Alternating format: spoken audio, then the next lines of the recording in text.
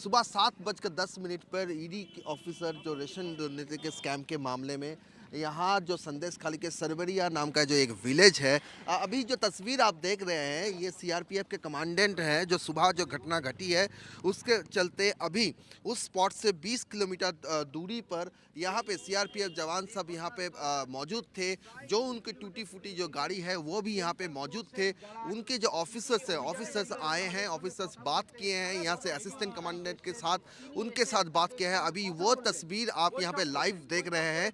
जो कमांडेंट ने आके यहाँ पे जो असिस्टेंट कमांडेंट है उनके साथ थोड़ा बात हुआ। बात चलते वो लोग क्या डिसीजन लिए हैं अभी तो पता नहीं चल रहा है, लेकिन मैं आपको अभी जो दिखाऊंगा कि ये ऑफिसर यहाँ से निकल जा रहे हैं कलकत्ता की तरफ, लेकिन अभी जो दिखाऊंगा वो तस्वीर दिखाऊंगा कि जिसमें जो सीआरपीएफ जवान का जो गाड़ी है, वो गाड़ी टूटी फूटी जो गाड़ी है वो सब गाड़ी का तस्वीर दिखाऊंगा। और ये देखिए ये हाल किया गया है देश के जवानों का जो गाड़ी है उस गाड़ी का ये हाल किया गया है, जहाँ पे ये शीशा यहाँ पे टूटा हुआ है, जहाँ पे ये सीआरपीएफ जवान बैठे हुए थे।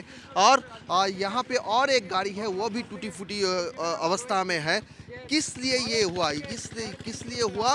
क्योंकि ये जो नेता है, लीडर है टीएमसी के, यहाँ के लोकल लीडर है शाहजहां शेख, उसके घर पे रेशन स्कैम जो उसमें मंत्री मिनिस्टर जो अरेस्ट हुए हैं ज्योतिप्रिय मल्लिक, उस स्कैम के उस घोटाले के मामले में शाहजहां शेख के पास से कुछ जो स्कैम रिलेटेड कुछ डॉक्यूमेंट्स चाहिए था, कुछ डॉक्यूमेंट्स मिलेगा ऐसा कुछ जो क्लू था, उस क्लू के जरिए वो लोग सरवरिया पहुंचे सुबह 7:10 पर। जब वहां पहुंचे तब शाहजहां शेख के घर के बाहर एक बड़ा सा ताला था। ये जो बड़ा सा ताला था वो तोड़ने के लिए उनके पास कोई डिवाइस नहीं था जिससे तुरंत वो ताला तोड़ा जाए। वो लोग ताला तोड़ नहीं पाए, इसके लिए घंटा भर वहाँ पे वो लोग वेट किए। इस घंटा भर के परिस्थिति में हज़ार के तादाद में जो इनका जो ये जो पॉलिटिकल लीडर्स का जो फॉलोअर्स है वो वहाँ पे पहुँच गए। और वो वहाँ पे पहुँच के इन लोगों को, ये सीआरपीएफ जवान को, इस ईडी अधिकारी को, सबको घेरे में ले लिया। घेरे में लेके पहले संवाद माध्यम के जो पत्रकार लोग थे, जो चित्र पत्रकार लोग थे, उनके ऊपर पहला हमलावारी हुआ। इस सीआरपीएफ जवान और ईडी अधिकारी को वो धकेलते बाहर लेके गए। इस दौरान ईडी के जो ऑफिसर्स थे, 6 ऑफिसर्स थे करीब, उनके ऊपर हमलावारी शुरू हो गया। हाथ से मारा, लाठी से मारा, मिट्टी पे फेल के उनको मारा गया। उनमें से एक ऑफिसर राजकुमार राम वो रक्ताक्त हुए, उनका ब्लड खून निकल आया, उनका सर फट गया जहाँ पे 7 स्टिच हुआ है। और एक जो ऑफिसर है उनका 5 स्टिच हुआ है। तो दोनों ऑफिसर ऐसे खून पे लथपथ हो गए हैं। और इस दौरान जो माहौल वहाँ पे तैयार हुआ गया, तो जिसने जो हाथ के सामने पाया वही पकड़ के निकल लिए। किसी ने यहाँ पे जो लोकल ऑटो देख रहे हैं, ये सब लोकल ऑटो है, कोई इस लोकल ऑटो में सवारी लिए, किसी ने बाइक पे सवारी लिए। जो प्राइवेट कार इस बसंती हाईवे के ऊपर चल रहे थे उन लोगों से जाके रिक्वेस्ट किए कि हम लोगों को शेल्टर दीजिए, क्योंकि पूरा हमलावारी सिचुएशन हो रहा है। उनका जो जान है वो जान संशय में खतरे में पड़ गया है। तो इस दौरान चलते हुए तो उन लोगों ने वैसे ही वहाँ से निकल गए। लेकिन निकलने के बाद जो वापसी का जो रास्ता था वो रास्ता भी ब्लॉक किया गया। किससे ब्लॉक किया गया? एक रास्ते के ऊपर लॉरी यानी ट्रक जो होता है, जैसे मैं दिखाऊंगा कि अभी बसंती हाईवे के ऊपर इस बस के पीछे एक ट्रक है। ये देखिए ऐसा एक ट्रक उस रास्ते के ऊपर डायगोनली उसको खड़ा कर दिया, जाते कोई गाड़ी वहां से निकल नहीं पाए। और इसी दौरान, इस ब्लॉकेट के दौरान ईडी का एक गाड़ी उसमें फंस कर उसमें इन लोगों ने आग लगा दिया। आग लगाने के बाद फिर तोड़फोड़ जारी हुआ। और ये पूरे सिचुएशंस में हमने बैंक आधिकारिक से बात किए, सीआरपीएफ जवान से बात किए, ईडी आधिकारिक से बात किए।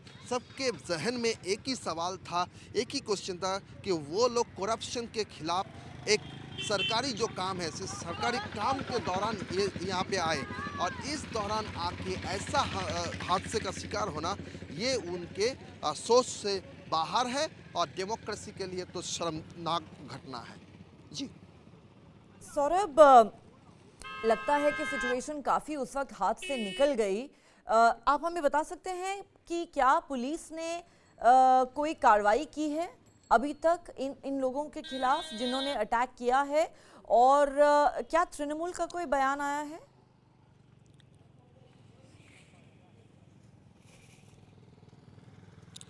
देखिए, तृणमूल का तो यही बयान है कि ईडी यहाँ पे जिस तरह से रेड मार रही है स्कैम के खिलाफ, उस रेड के चलने के दौरान लोकल जो पब्लिक है वो एजिटेटेड है, सो वो इंस्टिगेटेड हुए हैं और इंस्टिगेशन ईडी के तरफ से आया है, इसीलिए ये हमलावारी का घटना घटी।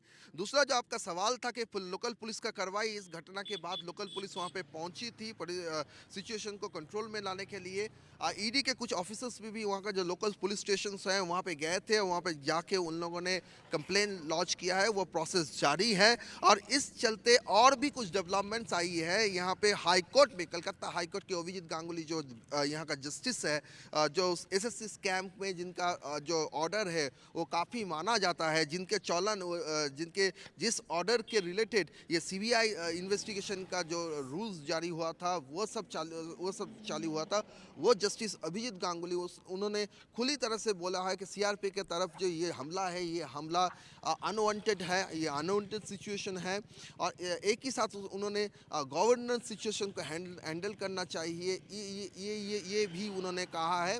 और इसी साल से जो सीआरपीएफ जवान है उन लोगों ने क्यों गोली नहीं चलाए, ऐसा कमेंट भी उन्होंने पास किया है। लेकिन जो भी हो, इस पूरे सिचुएशन में जैसा सिचुएशन था वहाँ पे सीआरपीएफ ने जैसे गोली ना चला के भी बहुत अच्छा काम किया है, ऐसा ही सीआरपीएफ ऑफिसर्स का मानना है। क्योंकि अगर वो गोली चलाते तो पूरा पासा पलट जाता था, इसमें पॉलिटिसाइजेशन होता था, उल्टा सीआरपीएफ पे भी ब्लेम चालू हो जाता था।